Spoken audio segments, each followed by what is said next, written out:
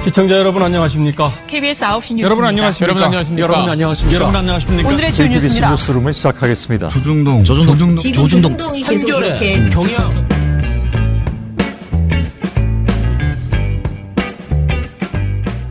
민원연의 미디어 탈곡기 603화를 시작하겠습니다. 예, 안녕하세요. 저는 언론개혁을 또 언론개혁이라는데? 아니 지금 약간 TNO로 갑자기 생각나. TNO가 여전히 어색하고 그 말이 딱 써 있었거든. 예, 안녕하세요. 저는 언론 권력을 감시하는 민주언론시민연합에서 일하는 김원경입니다. 신문 모니터 활동가 공시영입니다. 방송 모니터 활동가 박진솔입니다. 이정일입니다. 예, TNO 듣고 있나? 내가 TNO님이 자꾸 내 인사가 어색하다고 그래가지고 내가 오늘 또 실수를 하지 않았습니까? 아 진짜. 어색해지지 않을 때까지 집요하게 내가 한번 해보려고 합니다. 왜냐하면 새로운 손님들이 계속 있거든요. 근데 맞습니다. 그냥 민원연 이렇게만 말하는 것보다는 조금이라도 말씀을 드리려고요. 저희 구독자들이 점점 늘어나고 있습니다. 네네. 감사합니다. 네. 예, 그러면은 오늘 방송 이제 두 분이 들어왔잖아요. 두 분이 들어왔으면은 신문 방송을 다 한다는 소리입니다.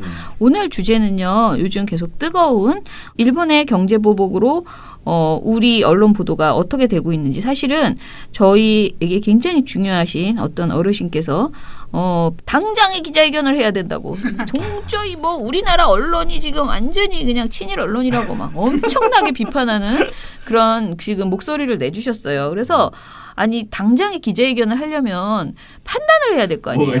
내가 그래서 당장의 모니터를 해라 이렇게 내가 해서 두 분이 모니터를 해주셨고요. 사실 모니터 결과 보니까 기자회견 할 만해요. 기자회견 해도 쌉니다. 특히 신문 모니터 결과는 네네. 아주 충격적인데요. 그래서 오늘 여러분 계속 얘기는 많이 들으셨을 거예요. 지금 우리 언론이 이게 무슨 일본 언론이냐 뭐 토착 왜구라는 말이 요즘 유행하던데 이게 일본 언론이냐 어떻게 한국 언론이 이러냐. 오늘 뉴스공장에서도 그 얘기가 나오잖아요. 그 호사카 유지 씨인가 나오셔가지고 하는데 조선일보 일본어판 조선일보 그거를 일본인들이 되게 많이 보는데 그 조선일보 일본어판에 있는 내용은 전부 한국 사람의 의견으로 생각하고 심지어는 조선일보 판에 있는 한국어 판에 있는 댓글을 일본어로 다 번역해가지고 거기 보도를 해준대요. 그러니까 거기에 붙여준대요. 쓸데없는 일을. 그 호사카 유지 씨가 그 얘기를 하더라고요.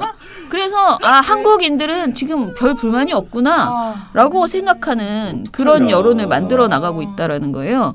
그래서 내가 그 얘기 들으니까 참 이거 우리 또 일본어 잘하는 우리 그 두한 씨를 데려다가 조선일보 일본어판을 모니터를 해야 되는 거 아닌가? 진짜. 이런 생각이 댓글을 분석해야 되는 거 아닌가 싶을 정도였습니다. 동환 씨 이거 듣다가 깜짝 놀라시겠네요.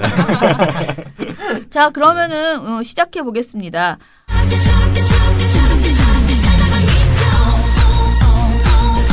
민원연 신문방송 모니터 너 때문에 미쳐 특집. 너 때문에 미쳐? 너가 누굴까? 미치는 당사자는 누굴까? 조선일보? 우리는 주어가 없습니다. 네네. 자, 일단은요, 방송 말고 신문부터 해야 돼요. 신문을 좀 틀을 잡아줘야 그 다음에 여기에 곁들여 방송은 어땠나라고 얘기가 나갈 수 있습니다. 자, 그러면은 일단은 사안에 대해서는 여러분들이 거의 다 아셔가지고 제가 이 보고서에서도 사안을 엄청 길게 썼는데 제가 다 날려버렸어요. 이게 보고서가 좀 누리가 늦어지면서 이미 충분히 국민들이 알고 계시거든요. 이 네네. 사안을. 그래서 아시다시피 반도체 스마트 생산의 핵심 소재의 세계 품목에 대해서 수출 규제 강화 조치를 발표를 했고요. 이걸 1일 날 발표했습니다. 사실상. 그리고 그날 이제 화이트 국가라고 해서 그 수출 시에 허가 취득 절차를 면제해 주던 그 국가에서 한국을 제외하겠다라는 그 방침도 밝혔습니다. 그런데 이 화이트 국가는 그냥 바로 하고 싶다고 하는 거는 아니고 그 의견 수렴하는 그 기간이 반드시 필요한 것으로 돼 있기 때문에 지금은 의견 수렴 기간이고요. 이건 8월부터 화이트 국가에 우리가 이제 적용이 될 것으로 그렇게 보여요. 그러면은 이제 우리가 지금 아까 말한 세계 품목 이외에도 수출 규제가 훨씬 더 그러니까 수출 규제 말이 규제지 이제 굉장히 까다로워지는 거예요. 그래서 늘어지고 잘 안 되고 뭐 여러 가지 실제로 일본에서 한국에 수출하기가 힘들어지는 안 하고 싶은 뻗팅기는 이런 내용들이 더 늘어날 것이다라고 볼 수 있습니다. 그런데 이런 발표가 있었던 상황에서 이제 보도들이 어떻게 나오는지 신문 보도가 어땠는지 좀 얘기해 주시죠. 네. 일본의 조치는 이제 한일 관계에서 벌어진 첫 경제 공격이잖아요. 네. 경제적 공격이기 때문에 일본 언론을 포함해서 대부분의 세계 언론들이 선제 공격을 가한 일본 쪽에 좀 더 책임의 무게를 두고 있습니다. 현재 국내 언론에 소개된 바에 따르면 파이낸셜 타임즈, 월스트리트 저널, 가디언 등 외신들은 일본이 자기 발등을 찍는다, 자유무역에 대한 일본의 위선이 드러났다, 이렇게 보도를 했고요. 일본 언론도 마찬가지로 자국 내 기업 피해를 우려를 하면서 이게 우리한테도 피해가 될 수 있다, 이런 식으로 보도를 했는데요. 네. 근데 우리나라 언론은 외신들이랑 일본 언론들의 우려를 전하긴 하는데 좀 특별한 게 있죠. 이제 우리나라도 잘못했다는 식으로 양비론을 막 들이댄다는 거죠. 그러니까 기본적으로 일본을 두둔하지는 않아. 그죠? 일본 너무했어. 싫어. 뭐 이런 말은 해. 좀 옹졸해. 사람들이 왜 그래. 뭐 이러는데 문제는 일본이 이렇게 화나게 한 건 한국이야. 이런 생각이 그렇죠. 있는 거죠. 그래서 우리도 잘못했어. 우리도. 그동안 뭐 했어?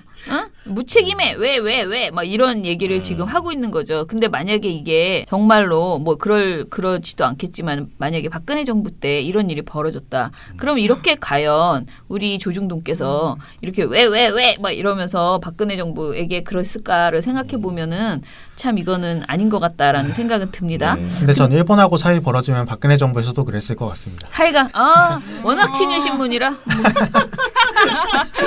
그럴 수도 있습니다. 자, 우리가 지금 이제 표를 하나 만들어서 이제 올렸거든요, 보고서로. 근데 이 표가 뭐냐면요, 사설의 주요 어떻게 보면 핵심 내용이죠.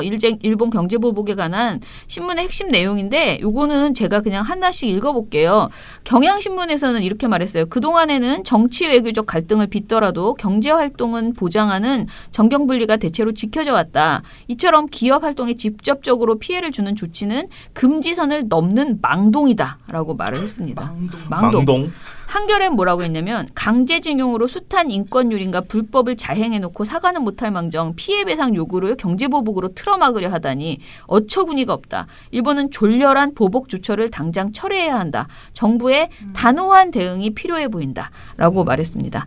자, 그럼 우리 조중동은 뭐라고 했는지 이번에는 조선일보는 시영 씨가 읽어보시죠. 조선일보는 일본의 무역 보복은 자유무역 정신에 어긋나고 세계 무역기구의 통상 규범에 위배될 소지가 크다. 그런데 온갖 규제와 수사로 기업의 목을 조이는 한국 정부는 자국 기업을 보호해야 할 사태엔 어디에 있는지 보이지도 않는다. 결론은 그렇게 가는 네. 결론은 이렇게 하고요.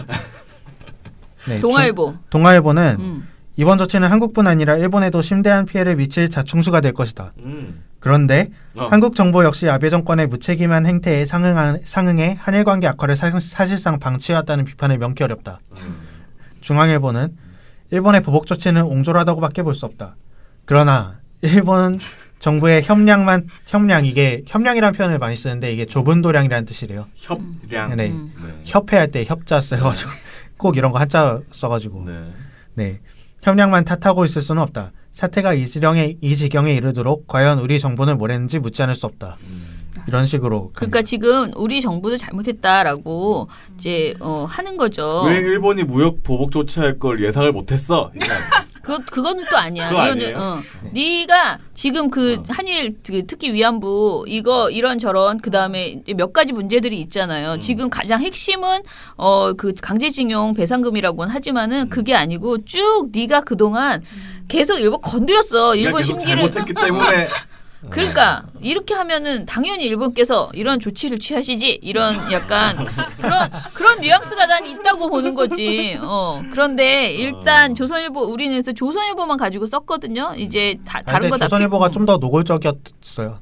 다른 신문보다. 네. 네. 자, 그래서 그래서 조선일보의 가져온 논리를 하나하나 얘기해 볼게요. 조선일보의 말도 안 되는 주장 1이라고 해서 일단은 문정부를 엄청 때렸다라는 것입니다. 요 사설들을 좀 요약해서 알려주세요.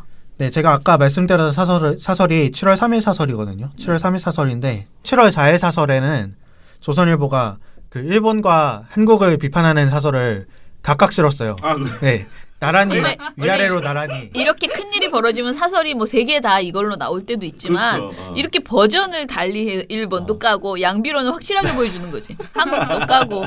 네, 그런데 이게 사설이 좀 뉘앙스가 좀 그런데요.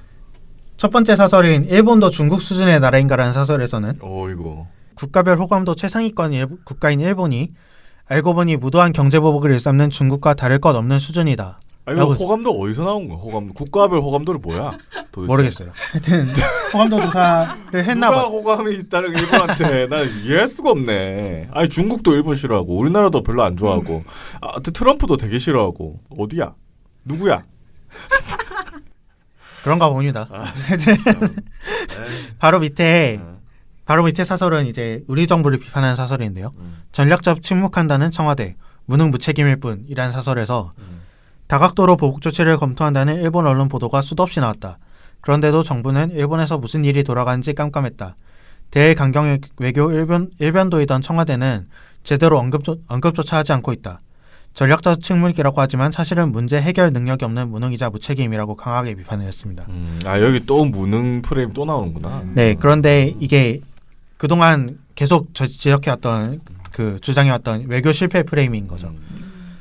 근데 이 첫 번째 칼럼에 약간 쎄한 내용들이 있어요.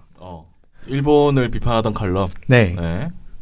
과거 한일 청구권 협정문에 양국 간 청구권 문제가 완전히 최종적으로 해결된 것으로 확인된다고 명시되어 있는 것은 사실이다. 한국이 이 합의를 깼다고 일본이 분노할 수는 있다. 이런 내용이 있어요. 그러니까 이게 일본 정부의 손을 한일 청구권 문제에 일본 정부의 손을 들어주는 그런 문장인 거죠. 그래서 이 문장이 들어감으로써 이 사설의 뉘앙스가 어떻게 되냐면은 굴욕적 한일 청구권 협정을 일본의 입장을 충분히 이해할 수 있으니까 규범을 지키는 국민 국가라는 평가를 받는 일본이 경제 보복 대신 외교적 해결을 보는 것이 좋다. 이런 식의 뉘앙스가 되는 칼럼인 거죠. 위안부 한일 협정에서 일본은 충분히 이해가 가는데 우리나라는 이해를 못 하겠어 이거잖아. 네. 이상하네. 우리 정부는 왜 그럴까 이런 건데. 네, 나중에도 말씀드리겠지만 그 아주 노골적으로 청구권 문제에서는 일본 편을 들어줍니다. 조선일보가. 네, 그러면 조선일보가 이제 말도 안 되는 주장을 또 하는데 사실 이거 제목도 내가 너무 곱게 붙였다. 조선일보의 뭐 완전 진짜 나쁜 말도 안 되는 주장은 너무 얌전하잖아. 조선일보의 친일 행각 뭐 이렇게 쓰려다가 이제 내가 너무 요즘 너무 심하게 뭐라 그러지 세지네 이런 생각이 들어서 톤을 좀 친일 말고 뭐 다운시켰습니다. 다른 거 없습니까? 그리고 종이. 토착외고? 토착외고. 토착외고. 요즘 최고 센 건 그 말 같은데. 맞네. 토착외고. 자, 조선일보 말도 안 되는 주장 두 번째는요. 일본 경제보복은 52시간제 때문이다. 이 도대체 이게 뇌가 어떻게 되면 이 말이 나오는지 난 이해가 안 가. 52시간제 그래도 좀 다행인 것은 그래도 최저임금은 안 나왔어. 아 그래요? 그러니까 52시간제 52시간. 여기 이걸 어떻게 엮는지 이 궁금하다. 신박한 논리를 한번 봅시다. 궁금해. 네. 사실 최저임금 얘기도 하긴 해요. 아 그래요? 이게 다른 기사에서 기사가 분리돼 있어가지고 일단 제가 언급을 안 한 거지.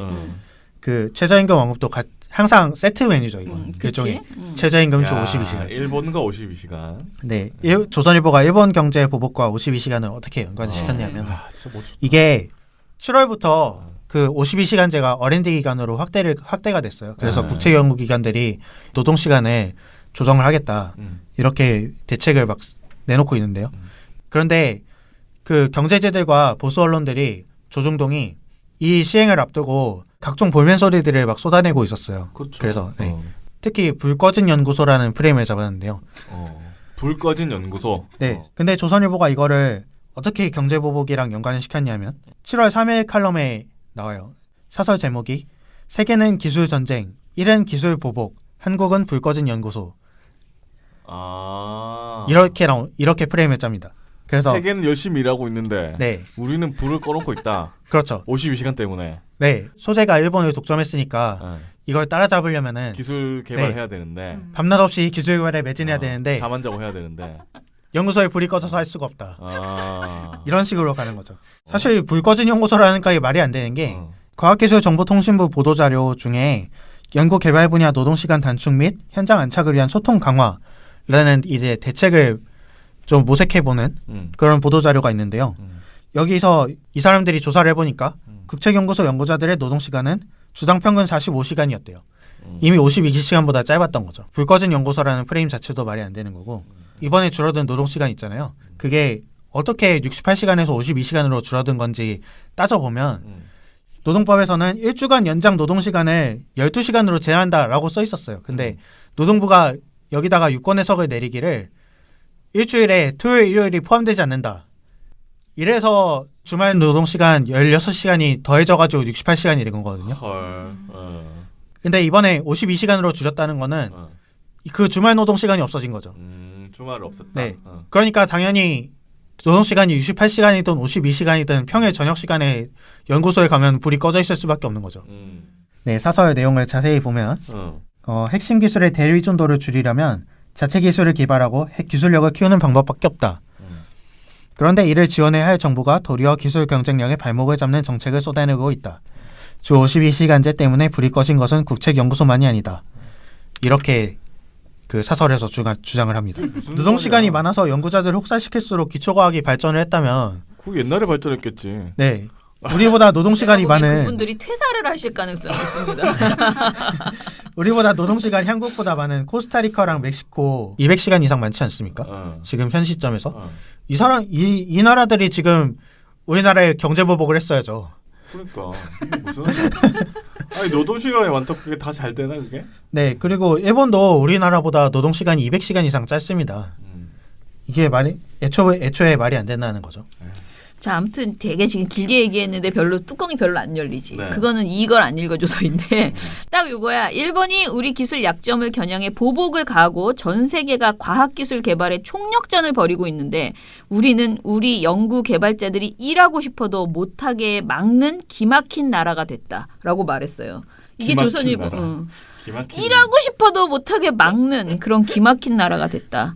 이런 무슨 말도 안 되는 진짜. 이게 진짜. 무슨 말이야? 미래를 책임져야 될 연구원들이 연구소에서 과로사하는 기막힌 나라가 되는 것보다는 낫겠죠. 자, 그러면은 다음번은 이게 핵심이거든요. 제일 나쁜 보도라고 저는 생각을 했는데요. 아까 그거는 이제 사설들이에요. 아까 우리가 지금까지 쭉 얘기한 건 조선일보의 사시입니다. 조선일보의 공식적 입장이에요. 자, 이번 거는요. 사시는 아니죠. 왜냐하면 이거는 개인 칼럼입니다. 그렇지만은 만물상이라는 그 유명한 조선일보의 아주 어떻게 보면 대표적인 그 이제 코너잖아요. 근데 거기에서 내놓은 것입니다. 그리고 이 그 만물상은 아시다시피 조선일보 논설위원들이 돌아가면서 쓰기 때문에요. 그렇죠. 사실상 조선일보의 대표적인 의견 그리고 그 자기네들의 어떤 비아냥거림과 깐족거림을 충분히 발휘하는 그런 코너라고 볼 수 있어요. 그러니까 아주 강한 비판을 할 때 만물상으로 넣을 수 있죠. 자, 조선일보 만물상 제목이 청구권과 사법농단입니다. 이건 또 어떻게 연결되나 굉장히 궁금하죠. 청구권과 사법농단. 청구권하고 사법농단. 사법농단. 자. 이 두 개, 이거는 좀 우리가 딱 떠오르지 않나요? 그 사법농단을 통해서. 뭐 양승태 대법관하고. 네네. 뭐 어찌저찌 그동안에 이렇게 했었다라는 거. 근데 조선일보도 같이 걸리는데. 네. 네. 그래서 지금 더 화가 나서. 더 화가 났어. 너무 걱정된다, 진짜. 너무 걱정된다. 지금 그런 태도야, 이게. 자, 조선일보의 임민혁 논설위원이 쓴 칼럼인데요. 이 칼럼 내용을 조금 읽어주세요. 청구권 합의에서 일본 입장을 옹호하는 내용들이 조선일보 곳곳에서 발견된다고 했죠. 네. 여기서도 그런 내용이 나옵니다. 근데 되게 노골적으로 나와요. 이 칼럼은 우선 청구권 협정을 체결한 당사자인 고 김종필 총리의 회고록에서부터 시작을 합니다. 야, 또 그까지 가는구나. 이 회고록에 야. 뭐라고 써있냐면 민주주의는 피를 먹기 전에 먼저 빵을 먹고 자라는 것이라고 써있대요. 그거부터 시작을 해가지고 65년에 청구권 협정을 이렇게 해석을 합니다. 우리 정부는 청구권 협정을 통해 일본으로부터 무상 3억 달러, 장기절이 2억 달러 상당의 물자를 받았다. 이 돈은 포항제철, 경부고속도로 등에 미천이 됐다. 청구권 협정에는 강제징용 피해에 대한 보상도 명시돼 있다. 강제징용자를 103만여 명으로 산정하고 개인 청구권에 대해서는 나라로서 청구하며 개인에 대해서는 국내에서 조치하겠다고 했다. 피해자를 대신해 자금을 받은 한국 정부가 개별 보상으로 해결하겠다는 얘기였다. 하지만 대부분 자금을 경제개발에 투입하다 보니 피해자들에게 돌아갈 돈은 92억에 불과했다. 이렇게 해석을 합니다. 자, 이거는 이제 자기 주장인 것이고요. 이제 그 이후에 사실은 여러 가지 일들이 있었잖아요. 네. 근데 그 부분에 대해서 지금 이 칼럼에서 얘기를 안 한다는 거죠. 그러니까 그렇죠. 애초에 그 김종필 때 얘기했던 것이 이렇다라는 얘기만 지금 그때 당시에 보도 내용만 토대로 해서 얘기를 했다는 근데 것인데요. 사실 김종필 총리 당시에는 음. 이런 주장이 나올 수가 없었어요. 왜냐하면 이 주장이 어디 있는 거냐면은 그 한일 청구권 협정 본문에 있는 내용이 아니라 2005년에 따로 공개된 외교문서에 있는 내용이거든요. 그러니까 이 외교문서가 어떤 내용이냐면은 한일 협정 청구권 당시 우리나라랑 일본의 위견이 갈렸던 부분, 그 과정을 조율하는 부분에 나왔던 외교문서에서 공개가 된 내용이에요. 이 외교문서에 그 강제징용자를 103만 명으로 산정하고 여기다가 그 3조 원의 개인 보상금을 요구하겠다는 내용이 우리나라가 요구한다는 내용이랑 그리고 그 이거를 개인 청구권이 아니라 일단 일본 측이 지급하고 나중에 그 우리가 주겠다 이렇게 한국 측이 주장을 한 거죠. 사실 이게 어떤 식으로 반영되는지는 모르는 거죠. 근데 문제는 일본은 그 2005년 당시에 이게 개인 보상금이 아니라 우리가 경협자금으로 준 거다. 그렇지. 이게 일본이 이렇게 주장하고 있었어요. 그래서 그때 외교문서 공개 당시에 어떤 전문가들은 이걸로 이제 개인 청구권이 오히려 살아날 수 있다라고 많은 전망을 내놓았습니다. 그리고 사실 지금 시점에서 이게 의미가 있는 내용이 아닌데요. 한일 간의 청구권 협정의 쟁점이 외교 협정으로 개인 청구권이 소멸할 수 있는지 없는지 그 여부이기 때문에 우리가 그때 외교문서를 어떻게 꾸몄는지 이거는 사실 지금 상황에서는 뒷북에 좀 불과한 내용. 뭔 상관이야? 네. 그런데 이제 어찌됐든 조선일보는 과거에 그런 협정에 2005년, 그러니까 뭐 65년 그때 협정은 그렇다 치고 2005년에 그 공개되었던 한일 협정 문서 그 안에 이런 내용이 들어있었다. 그러니 개인 보상금을 청구하면 안 된다라고 해석하는 주장을 지금 이제 조선일보 그 칼럼에서 내놓은 것이고요. 그것 말고 이 뒤에 강제징용 배상 판결에 대해서는 어떻게 얘기하고 있는 거죠? 네, 사실 이 부분이 좀 이 칼럼의 핵심인데요. 이번 경제보복의 원인이 된 강제징용 배상 판결이 2012년에 대법원이 그 외교협정으로 개인 청구권이 소멸할 수 없다는 취지로 이제 판결을 내린 뒤에 일본 측이 이걸 재상고를 합니다. 그 양승태 전임 대법관이 이 판결을 이유 없이 5년 동안 끌었어요. 그래서 나중에 정부가 바뀐 후에 알고 보니까 이게 사실은 법원 행정처의 재판 거래 대상이었다는 거죠. 그런데 만물상 칼럼은 청구권이 이미 정립됐다는 주장에 이어서 해당 대법원 판결을 한일 관계의 폭탄이라고 표현을 하면서 박근혜 정부가 이거를 막아보려고 했는데 그 문재인 정부가 적폐로 몰아가지고 일이 이렇게 이 지경이 됐다라는 식의 주장을 합니다. 임민영 논설위원은 칼럼에서 정부는 딜레마에 빠졌다. 판결을 따르자니 국제적 합의를 깨야 하고 그렇다고 판결을 무시할 수도 없는 상황이 됐다. 이후 외교부와 대법원은 최종 판결이 나오기 전까지 의견을 교환했다. 이 정부는 이를 재판거래 사법농단으로 낙인 찍었다. 그러니까 그 정부랑 대법원은 의견 교환을 했는데 우리 정부가 이제 적폐로 몰았다. 이렇게 된 거죠. 잘못 알고 이런 계시네. 주장이에요. 네. 되게 황당한 내용인 게 그 사법부와 정부가 상권 분립을 깨고서라도 의견 교환을 해가지고 대외교를 위해 5년 동안 국민에게 불리한 결과를 초래해도 된다는 이런 식의 주장이 그러니까. 조선일보에서 나온다는 게 좀 무색해지는데요. 왜냐하면 조선일보가 그동안 김명수 대법원장 체제를 사법부 장악이라면서 되게 엄청난 비판을 쏟아내고 있지 않았습니까? 네. 근데 전 정부가 이제 양승태 대법원장을 통해서 실제로 재판에 영향을 미쳤는데 이거는 의견 교환이고 현 정부는 그냥 김명수 대법원장을 임명했을 뿐인데 이건 사법부 장악이고 좀 어처구니 없는 자가당착에 빠진 모습입니다. 나머지는 저희가 저희가 최근에 이제 책 읽기 하면서 그 종편 조선일보에 대한 그 역사를 우리가 읽어드리고 있잖아요. 일요일마다 그 읽다가 마침 지난주에 우리가 이제 그 예전에 썼던 최석채 주필이 썼던 사설을 읽어봤죠. 네. 방황하는 대일 주체성이라고 해서 66년도에 나왔던 그때 당시에 심지어 조선일보 니네 선배조차도 굉장히 이게 중요하다. 민족 주체성이 이게 우리가 지금 건전한 그 대일 주체성을 갖고 있는가 반성해야 된다라고 하는 그런 사설을 내놨었다라는 박정희 막 얘기를 비판했어요. 네. 그때는. 그러니까 그런 내용을 제가 이제 정리를 하면서 지금 현재 조선일보는 지금 무엇을 하고 있는가라고 이제 묻지 않을 수 없다는 거예요. 그러니까 지금 조선일보의 이번 보도는 우리 그 조선일보가 이제 지금 내년에 100년이라고 하는데 친일 역사가 이제 호시탐탐 있어요. 이제 건건이 물론 가끔가다 정신을 차릴 때도 있더라고. 우리가 지금 뭐 이제 쭉 책을 읽다 보면 가끔 가다가. 중간중간에 정신이 돌아올 때가 있어요. 그렇죠. 조선일보가 어떻게 이렇지? 라고 생각되는 부분들이 늘 있었어요. 그런데 그렇지 않은 경우 대체로 다 친일이에요. 그런데 그런 친일 역사에 대해서 한 번도 제대로 된 사과를 한 적이 없어요. 다 변명으로 일삼거나 아니면 모르는 척하고 있어요. 그런데 그런 부끄러운 역사를 쭉 가지고 있다가 이번에 또 한 번 자신의 역사를 쓴 거죠. 친일의 역사를. 지금 이 보도의 내용을 보면은 본인들은 적절히 지금 선을 타고 있다고 생각하는지 모르겠지만은 이건 누가 봐도 편향적인 친일 행각을 지금 하고 있는 것으로 그렇게 보여지는 거예요. 국민 입장에서는. 그쵸? 그러면은 지금 막 일본 그 불매운동 하신다는 슈퍼마켓 하시는 분들 이런 분들은 뭐 이성이 없어가지고 지금 그런 일을 하고 있겠습니까? 근데 뭐 엉뚱한 지금 저기 대통령만 문재인 대통령만 비판하면서 이렇게 하고 있는 이런 행태에 대해서 좀 답답하다 이 얘기를 하면서 오늘 신문 모니터는 마무리를 할게요. 자, 그러면은 방송은 도대체 뭐가 달랐을까요?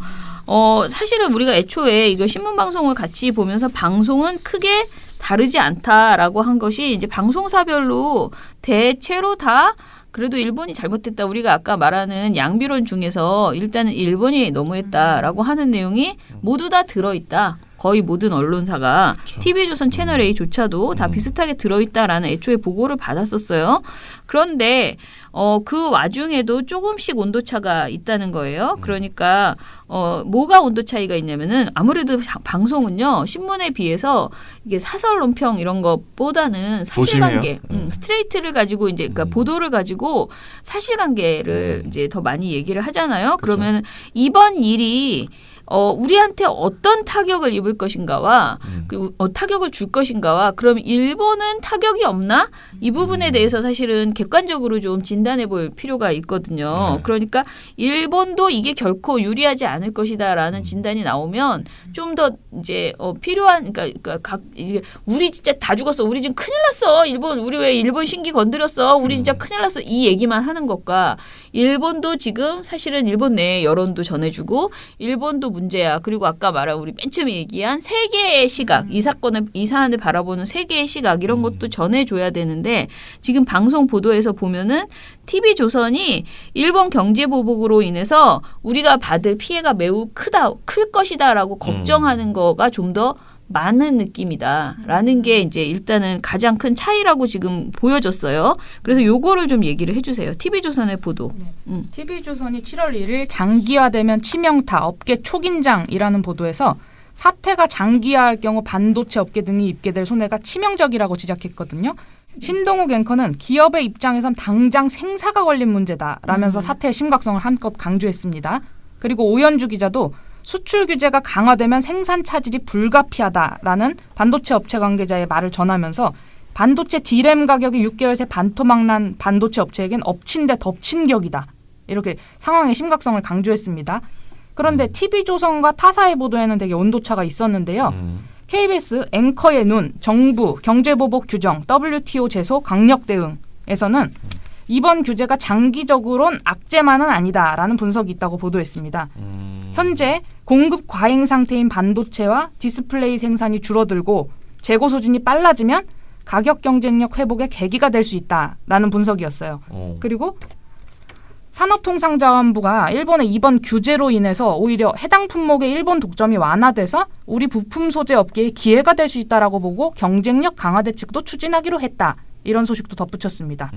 그리고 우리 기업만 피해를 보는 것이 아니라 이번에 일본도 당연히 피해를 받을 것이기 때문에 이런 점도 지적해 줬는데요. SBS 1. 의존도 높은 필수 재료, 정부, 유감, WTO 제소에서 한국 반도체 회사에 수출하는 일본 소재 업체들도 타격을 받기 때문에 일본 정부가 수출 규제 카드를 장기간 휘두르지는 않을 거다라는 전망도 있다. 이렇게 전했고요. 한국 반도체를 수입해 쓰는 전 세계 글로벌 IT 업계에 연쇄적인 피해가 갈 경우 일본 정부에는 부담이 될 수 있다. 라는 내용도 덧붙였습니다.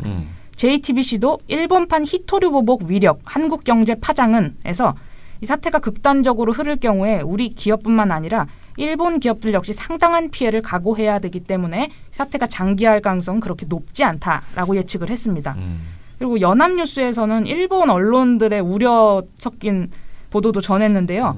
일 언론 수출 규제로 한국의 탈일본 가속화 전망이란 보도에서 아사히 신문이 이렇게 보도를 했어요. 중국이 일본을 상대로 경제 보복을 한 이후에 일본 기업들이 중국 의존에 따른 리스크를 줄이기 위한 기술 개발을 진행했고 성공했다. 이런 사례가 있다.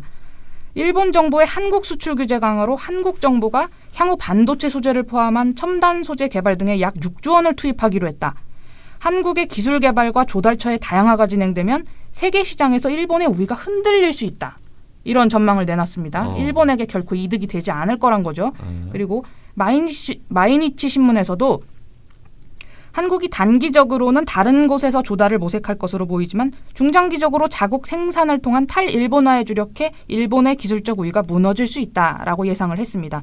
그런데도 TV조선의 보도만 보면 우리 측이 겪을 위기만 보이고 있죠. 그러네. 그러니까 TV조선이 사실 거짓말을 한 건 아니야. 왜냐하면 저는 TV조선의 우려도 그러니까 이거는 전망이잖아. 전망. 그러니까 장기화되면 치명차야 이렇게 생각할 수도 있고. 맞죠. 근데 위기는 또 기회가 될 수 있는 그렇죠. 거거든요. 그리고 일본도 그래서 똑같이 중국 때문에 굉장히 그 경제 보복을 당했지만 무역 보복을 당했지만 일본은 그걸 이겨냈다는 거잖아. 자기네들이 어찌됐든 그 위기에서 우리가 이렇게 중국에서 수입해가지고 계속 장사하면 큰일 나겠구나 하고 자기들이 어떤 기술 개발을 진행을 해서 그 중국의 의존성을 굉장히 줄여가지고 지금 결과적으로 더 잘 됐다.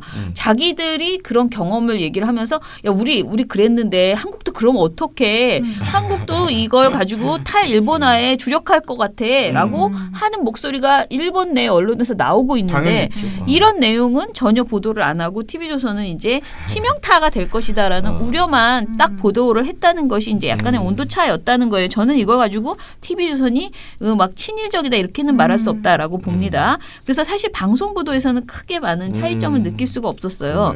다만 딱 하나 지적한 것은 그 한일 관계 아카일로라는 그 TV조선 보도 중에서 대담이 있거든요. 근데 이게 신동욱 앵커와 숙명여대 신세동 교수와의 대담이었습니다. 그러니까 신세동 교수가 뭐라 했는데 그 뭐라 한 것에 대해서 신동욱 앵커의 질문이 참 의문스럽다. 이 의문스럽다라는 표현 들어보셨습니까? 오랜만이네요. 네.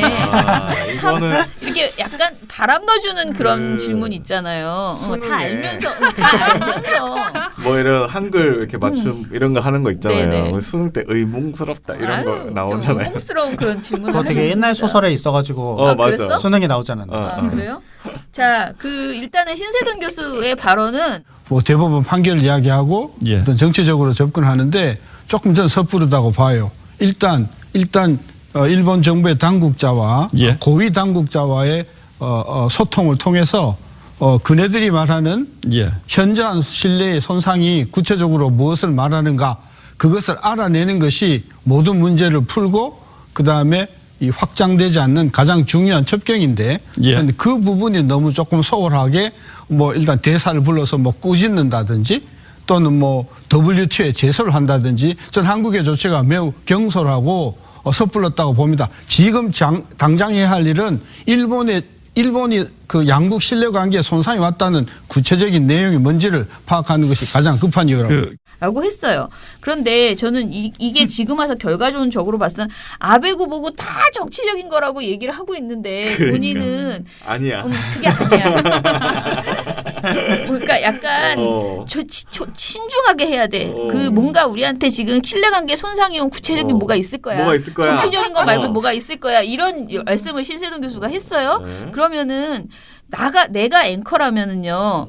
근데 지금 분위기가 그게 아니고요. 이렇게 반론을 펼쳐야 되잖아. 대답이 그쵸. 되게. 이런 의견이 많습니다. 지금 정치적으로 접근하는 것들이 대부분의 얘기인데 교수님은 안 그러신가 보죠. 그러면서 이런 질문을 해야 되잖아요. 그런데 신동욱 앵커가 뭐라고 하냐면 교수님 말씀 뒤집어서 생각을 해보면 그러면 이 경제 이제 우방국 아닙니까? 우방국 사이의 경제적인 보복 조치가 발표될 때까지 왜 이렇게 우리가 서운해하고 있는지에 대한 파악이 지금 안 돼 있다 이렇게 볼 수도 있는 건가요? 그럼? 뭐 왜 이렇게 서운해하는지 파악이 안 되어 있다고 볼 수 있는 건가요? 라고 물어봤어. 이게 의문스러운 거지. 나는 이거 보고서에서 의문이라는 표현을 쓰지 못해서 좀 약간 이거 내가 너무 내 속내를 보인다 이렇게 생각했는데 아무튼 간에 좀 웃기다는 거지. 그러니까 정교한 일본의 속내를 파악할 필요가 있다라는 정도로만 말했으면 내가 그 말한 신세동 교수까지는 내가 이해를 하겠다고. 그러면 신동훈 앵커는 근데 지금 대부분의 언론들이 그렇게 얘기 안 하는데 교수님은 뭔가 우려가 되는 게 있으신가요? 이런 추가적 질문을 하는 게 아니고 우리 한국이 일본이 왜 서운해하는지 아직 모르고 있다는 건가요? 이렇게 지금 얘기를 한 거잖아. 이게 좀 웃기다라는 생각이 들었습니다. 자, 그래서 여기까지는 신동호 앵커가 더 잘못했다고 생각하는데요. 또 제가 약간 좀 답답했던 건 신세동 교수의 답변입니다. 이제 거슬러 올라가면 예. 이명박 대통령이 독도를 방문할 때서부터 한일 관계가 굉장히 지금 한 계속, 10여 년 이상 예. 나빠져 왔었죠. 예. 그래서 누가 힘이 더 있고 누가 힘이 덜 있고를 떠나서 양국의 어떤 그런 우호 관계에 봐서는 이런 관계의 증폭이 바람직하지 않지 않습니까? 예. 그런 차원에서 계속해서 민간 부분이나 학자 쪽에서는 한일 관계를 좀 부드럽게 가져갈 필요가 있다고 계속해서 이야기를 해왔음에도 불구하고 그러지 못한 것이 이번에 사태를 촉발했다. 그렇게 보는 거죠. 일단은 이명박 대통령을 소환한 것에 대해서 지금 논란이 많습니다. 우리 내부에서는 이 보고서를 가지고 뭐냐면은 이명박 대통령이 독도를 방문했을 때 실제로 우리 여론이나 이게 찬반이 있었다는 거예요. 그러니까 그렇죠. 이명박 대통령을 싫어했던 분들 많으시죠. 그분들은 무슨 쇼하고 있네 뭐 이렇게 생각하면서 그렇죠. 거기 가가지고 그래라고 생각하시는 분도 있었고 MB가 갔다는 사실 때문에 그렇죠. 두 번째는 이렇게 쇼를 해서 평소에 한일 관계에서 뭔가 한일 주체성을 가지고 한국의 주체성을 가지고 뭔가 이렇게 정상적인 일을 해나가면서 그러다가 일본이랑 싸웠으면 예를 들어 지금 문재인 대통령처럼 정상적인 그 업무를 이렇게 쭉 가져가다가 싸우는 게 아니고 느닷없이 독도를 툭 방문해가지고 한일 관계를 악화시킨 거는 맞아. 그것은 인정한다고요. 그렇죠. 그런데 저는 신세동 교수의 말 중에서 굉장히 웃기다고 생각하는 게 이명박 때부터 10년 동안 나빠져 왔다고 하는데 저는 그렇지 않다고 생각하는 게 박근혜 정부가 워낙 잘해주셨지 않습니까? 그래서 일본이 원하는 걸 다 해주지 않았습니까? 맞아요. 근데 왜 이렇게 말하지? 이거는 10년 내내 나빠져 왔다. 이거는 사실과 다르다는 거지. 박근혜 얼마나 좋아했는데. 네. 그리고 누가 힘이 더 있고 누가 덜 있고를 떠나서라고 자꾸 얘기하시는데요. 사실 이걸 떠나기가 쉽지가 않아요. 일단 현실이. 그리고 나는 그래서 제일 화가 난 거는 한일 관계를 부드럽게 가져갈 필요가 있다. 그러니 관계의 증폭은 바람직하지 않다라고 했어요. 참 좋은 말입니다. 저도 누구하고 싸우고 싶지 않고 누구하고 그 관계의 증폭을 원하지 않아요. 그런데 일이라는 게 하다 보면 그죠. 진실적으로, 그러니까 진실되게 개선해야 될 일은 분명 있는 거잖아요. 그런데 그러면 우리는 이 우호적 한일 관계를 반드시 가져야 되기 때문에 앞으로 이런 위안부 문제나 강제징용 배상 문제나 독도 영유권 문제나 이런 거에서 맨날 가만히 있어야 돼. 가만히 있어야 돼요? 일본하고? 말을 하지 말아야 되나? 이게 난 너무 고민되더라고. 이 발언을 들으면서. 심란하더라고. 아니, 고민될 필요는 없을 것 같은데. 난 심란했어. 아무튼. 그래요. 이 사람의 발언은 겉으로는 상당히 합리적인 것처럼 말하지만은 왜냐면 이 말 자체는 한일 관계 되게 중요한데 부드럽게 하라니까 이게 증폭시키지 말라고 관계를 그럼 부드럽게 하자고. 나는 학자들은 내내 그렇게 주장했는데 이러지 못해서 이런 일이 벌어졌잖아라고 이분은 얘기하시는 건데 그런 학자는 몇 분 안 되는 건 아닌가라는 생각도 저는 좀 들고요. 아니 저는 그냥 학자 입장에서 그런 소리 할 수 있다고 봐요. 왜냐면 좋은 말 하는데 원래 외교는 두루두루 잘 지내야 된다고 하잖아요. 그런 거죠. 야, 네 친구들이랑 잘 지내라. 이런 거지 뭐. 그래서 별로 그러니까 제 말은 뭐냐면 드라마나 한 소리다. 그냥 좋은 말은 저도 합니다. 아무나 합니다. 옆반 친구하고 잘 지내라. 옆 동네 친구하고 잘 지내라. 지나가는 사람들이랑 할 수 있는 거죠. 저는 다른 나라하고도 문제지만 특히 이 한일 관계에 있어서는 지금 이 사람들이 지금 아직도 식민지가 지속되고 있다고 생각하는 거 아닌가라는 생각이 정말 들 정도로 일본의 태도는 너무나 어떤 나라에게도 이렇게까지 하지 않거든요. 그렇죠. 근데 우리나라한테 우리한테만 그러죠. 이렇게 일본이. 하는 거예요. 그런 상황에서 어떻게 보면은 오히려 그러니까 반일 감정을 언론들이 오히려 그러니까 조장하라는 게 아니고 국민들의 반일 감정이 그 무리가 아니다라고 얘기를 해야 되는데 지금 부드럽게 해야 되는데 왜 부드럽게 못했냐만 지금 비판을 하고 있는 것이라서 그렇다면 우리는 국가적 자존심도 없고 무조건 한일하고 친해야 되느냐 그러면 일제시대에 그 일제강점기에도 우리는 일본하고 계속 친했어야 되느냐 한일 관계를 유지하기 위해서 굽신굽신 해야 된다는 소리잖아요. 결국에. 나는 그렇게 들린다는 거지. 그래서 이 발언이 되게 불편했다는 거예요. 그래서 그냥 그렇게 묻고 싶었다는 겁니다. 또 내가 또 너무 세게 얘기해가지고 또 누가 뭐라고 하니까 이게 그냥 그렇게 이 발언이 불편했다. 기분이 너무 나빴다.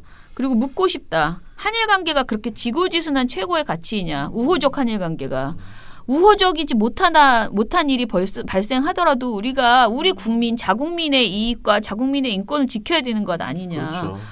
그런데 그 우호적 한일 관계라는 가치가 마치 최고의 절대선인 것처럼 그렇게 얘기하는 이 말씀은 도저히 내가 받아들일 수가 없고 이걸 TV조선에 나와서 이렇게 신동욱 앵커와 이렇게 의문스럽게 주고받는 것이 상당히 불편했다라는 이야기를 드리면서 끝내겠습니다. 네. 제가 이렇게 오늘 길게 이제 진솔 씨 거를 제가 껴들어서 얘기한 것은 이걸 이렇게 부풀린 게 나거든. 그래서 내가 약간 양심에 찔려서 하는 말이야.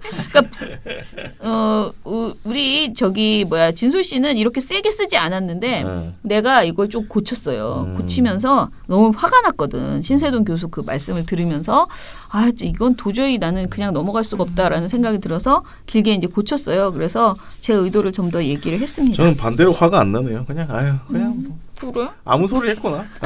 아무 말 대잔치. 그렇죠. 좋은 소리는 뭐 누가 못합니까? 네, 그러면은 오늘 방송은 요것으로 마무리하고요. 민원연 회원 가입 가입하시면 매달 후원회비가 9달러 지상파의 종편 신문까지 세트로 감시하는데 9달러 거기에 좋은 보도, 좋은 방송까지 발굴하고 팟캐스트도 매일 나가는데 9달러 매달 소식지도 나가고 매년 회원들과 같이 하는 행사도 여러 개 하는데 9달러 그럼 10,000원으로 하시죠. 오케이 땡큐 민원연 회원 언론 감시를 매달 10,000원으로. 서은서진 아빠님께서 어제 편에 500원을 후원해 주셨습니다. 감사합니다. 미령곰탱님이 어제도 잘 들었습니다. 저는 처음에 자유당 엉덩이 춤이라길래 티아라 춤이나 미스터 부른 그 카라의 춤을 생각했대요. 그리고 깜짝 놀랐대. 참 이분 또 특이하시네. 이건 또 안 보시다니, 그죠? 그리고 진짜 이 자유한국당 엉덩이 춤 보면 충격적입니다. 진짜 충격적. 네. 그리고 윤석열 그 뉴스타파 보도에 대해서 얘기를 했는데요. 이거 좀 후속 그 대응들이 막 나오고 있어서 조금 얘기를 해야 될 것 같아요. SJS 민원연 분석 잘 들었습니다. 앞으로 더 좋은 내용 기대합니다 하셨어요. TNO님 오랜만에 칼퇴근을 하면서 미타를 들으니 600회가 넘었고 처장님은 여전히 인사말이 어색어색. 이런 것이 일상의 여유인 것인데 천성이 게을러서 그런지 여유가 없군요. 나라가 어찌 돌아가는지는 잘 모르겠어요. 허허허. 대신 현장에서 일본의 반도체 재료 관련 수출 제한은 아직 현장에선 별거 없다로 체감되고 있나 봐요. 아직은 덜 더운 여름 같네요. 이것저것 여기저기 다. 제가 제일 어색한 것 같습니다. 그렇네요. 1999 그의 겨울 님입니다. 김원경 화이팅. 왜 느닷없이 네, 딱 그것만 있네요. 트윗 포가 폭발? 네. 님 뉴스타파 건에 공감한다고 하십니다. 권은희 건에 이어 이번 건도 탐사보도가 아닌 단순 사실보도로 조동종 종편과 동일한 기계적 중립보도에 화가 나셨다고 합니다. 너 뉴스타파랑 친해서 뉴스타파 편드냐라고 말할 수도 있겠지만 저는 어떤 부분에 있어서는 이건 아니라고 생각하는 건 뭐냐면 자유한국당하고 짰다라든가 이게 협업해서 이렇게 벌어졌다 이건 진짜 오바라고 생각하거든요. 그 근거도 없고요. 그래서 근데 다만 저는 어제 얘기한 거는 최인호 TV인가 거기서 지적하신 그 부분은 제가 너무 어제 바쁘게 들어와서 아침에 들으면서 참 괜찮은 지적이다라고 생각을 했고 그리고 그것에 대해서 공감하는 그런 의견들을 지금 주신 것 같고요. 그리고 시간적으로도 이게 방송이 나간 것이 좀 너무 좀 미리 차라리 냈으면 좋지 않았을까라는 생각이 들어서 좀 답답하다는 생각이 들었습니다. 그런데 지금 보도에 따르면은 김용진 대표께서 답변을 했어요. 뉴스타파에. 미디어오늘 보도인데요. 이 보도가 뉴스 가치가 있었다, 보도 가치가 있다고 판단했다라는 게 김용진 대표의 의견이에요.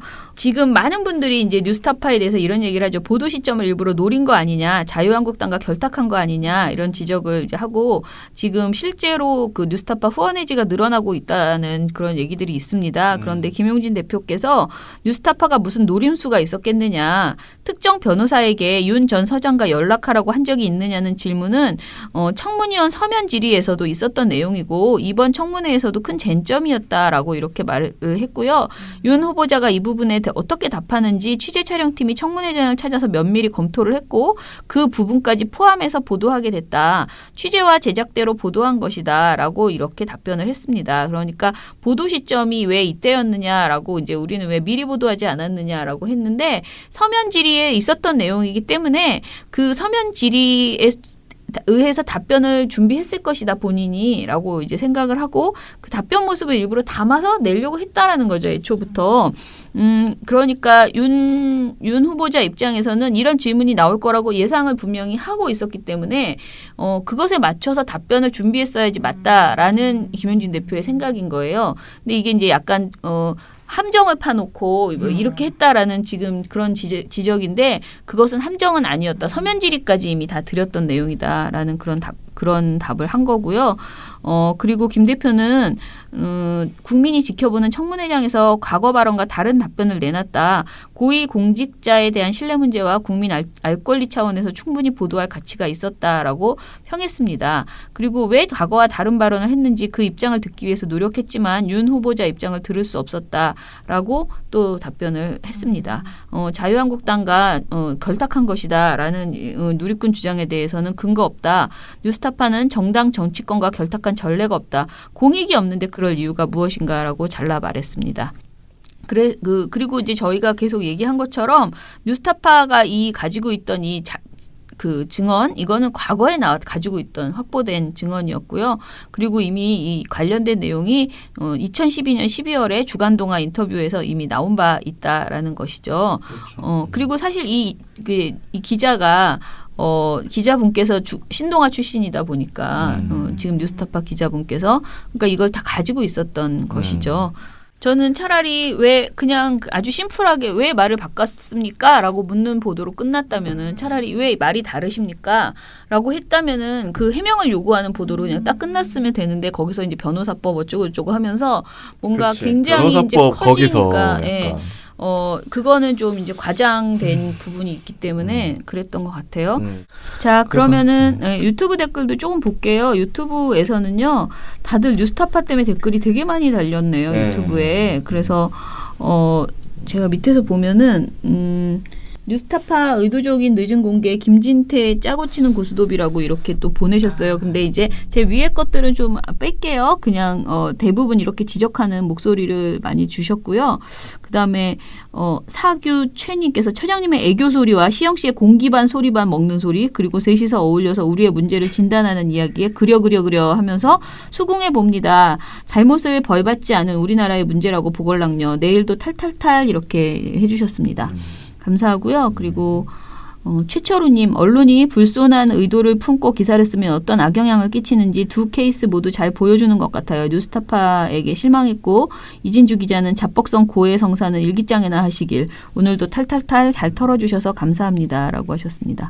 민원녀는 광고 못 붙이는 건가요? 라고 BHK님께서 올려주셨는데요. 안 붙이기로 지금은 되어 있습니다. 네. 저희가 회원들의 회비로 민원년 회비를 회원 가입을 하십시오. 광고를 하시지 마시고. 만원, 단돈 만원.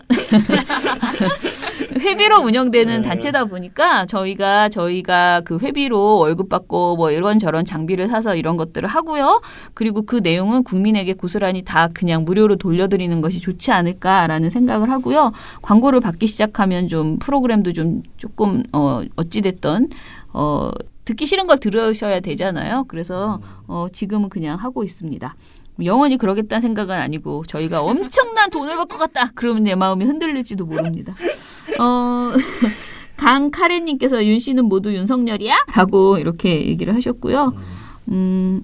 다들 아무튼간에 뉴스타파 때문에 속이 많이 상하신 걸로 보여요. 근데 제가 그래도 저는 뉴스타파를 믿고요. 뉴스타파의 그 보도가 좀 아쉬웠다는 것 자체에 대해서는 제가 인정을 하지만은 뭐 당근과 채찍을 적절히 여러분들이 주셔야지 되지 않을까 생각합니다. 네. 그리고 두 번째 엉덩이 춤 논란 그 이제 어제 보도한 것에 대해서도요. 도대체 한당이 잘하고 있을 때가 언제였을까라는 정찰스님께서의 그 댓글이 있었고요. 이 발언은 그 황교안 대표가 그 언론 좌파에 장악당했다 얘기를 하면서 못한 것만 많이 나가고 그러니까. 잘한 건 안 나간다 이랬는데 저도 그 들으면서 잘한 거? 라고 생각을 해봤습니다. 네. 네, 그리고 한국당 이제는 웃겨요라고 하셨어요. 이 말 진짜 웃기다. 이제는 웃겨요. 네, 남순희님이 응원합니다 하셨고요. 하데스님이 당 대표가 미필이라 목표물에 정조준을 못하는 거군요라고 이렇게 하셨습니다. 네, 그러면은 오늘 방송은 이것으로 마무리하고요. 배가 고파서 꼬르륵 거려가지고요. 더 방송을 유지를 할 수가 없습니다. 자, 내일은 또 새로운 지금 아직 발표 안 한 보고서들 더 있으니까요. 예, 또 풀어드리겠습니다. 민원연의 미디어 탈곡기는 내일도 열심히 털어드리겠습니다. 탈탈탈 안녕. 네, 오늘 뉴스데스크 마치겠습니다. 시청해주신 여러분 채널 A가 고맙습니다. 함께합니다. KBS 9시 뉴스 오늘 순서 모두 마치겠습니다. SBS는 앞으로도 내일 끝까지 뵙겠습니다. 파헤치겠습니다. 고맙습니다. 오늘 뉴스 8시 라인 뉴스 모두 마치겠습니다. 여기서 마치겠습니다. 시청해주셔서 고맙습니다. 뉴스팔 여기서 마치겠습니다. 내일도 함께해 주십시오. 최선을 다하겠습니다. 여러분 고맙습니다. 탈탈탈 안녕.